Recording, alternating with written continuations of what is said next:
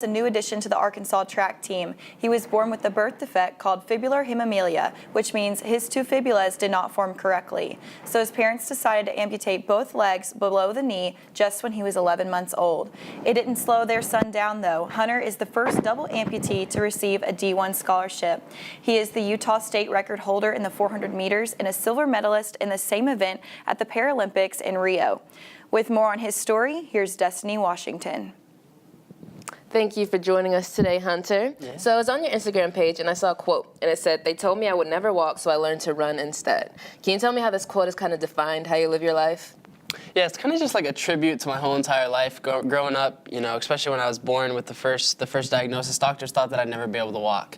That's kind of the first thing we heard, and, you know, throughout my life, the first thing I was told is no, and I never really liked listening to that. The people around me, a support group, that was never a good enough answer for us, and it's just kind of a tribute to say, you know, whatever you're dealing with, whatever situation you're dealt with, you know, you push through it, you grind, you follow your dreams, and then you accomplish your goals, so.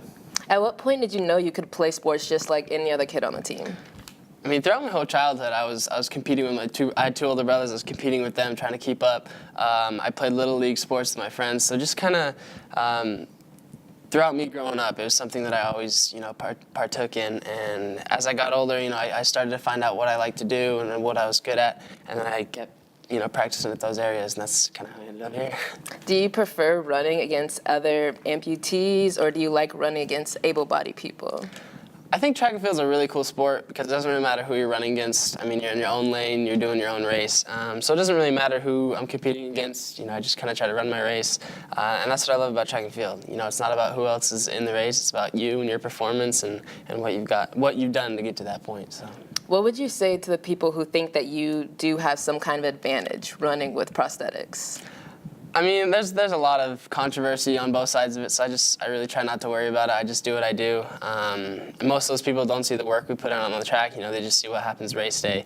They also don't see where I've come from, so I'm not really worried about it. I tend to put more emphasis and more of my time on the people who believe in me and the people who have supported me this whole time. And I also know you spend some time speaking and talking at hospitals and organizations. Why is that important to you? It's definitely a big part of my life, especially growing up when I didn't really have anybody to look up to and I didn't really know anybody in my same situation. So I was always trying to figure out, you know, why me? Why me? And it was really hard for me because like I said, I didn't have anybody to look up to. So if I could be that person for somebody else and I can make their situation a little easier, you know, that's all that matters to me. All right, well, thanks again for joining us. That's all the time we have. We'll send it back to you guys at the desk.